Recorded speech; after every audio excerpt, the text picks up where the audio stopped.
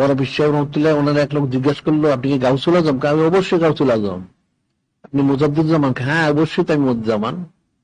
কুতুবুল আলম? হ্যাঁ কুতুবুল আলম। সুলতান? হ্যাঁ সুলতান। সব তুমি জানো না? এরপরে না জানি না। তুমি অরাউল ওরা অরাউল ওরা, তার উপরে তার উপর তার উপর তার উপর কত, কিন্তু নবী রাসূল হন নাই, তাই কত বড়। কিন্তু এত দাবি করলেন, ইন্তেকালের সময় উনি একদম লাজক হয়ে গেলেন। কেমন হইল?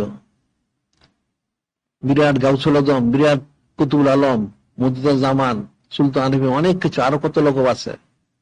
ইন্তেকালের সময় কি ফয়সালা হইলো? তো তোমাদের ইন্তেকালের সময় কি ফয়সালা হবে, এটা ফিকির করবা। এত বড় গাউসুল আজম, বড় বিশ্বের মধ্যে ওনার মৃত্যুর সময় ভয়ে ওনার সব কলিজা গুদ্দা রক্ত পানি হয়ে যায়, সব রক্ত হয়ে যায়।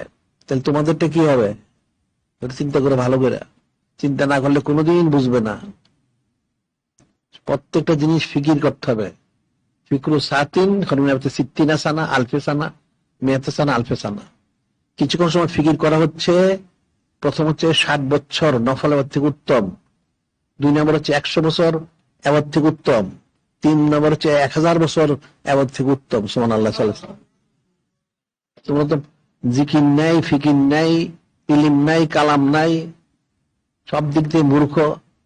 আবার সোহবত নাই, তো কেমনি হবে? মহব্বত নাই, কোনটা নাই? আছেটা কি? বিরানগর। তো বিরানগরে তো কেউ থাকে না। বিরানগরটা আস্তে আস্তে ধ্বংস হয়ে যায়, ওটা বিরানগরটা থাকে না। যে সময় এখনো আছে, যাদের যারা এখন জিন্দা আছে, তারা মারা গেছে তো গেছে।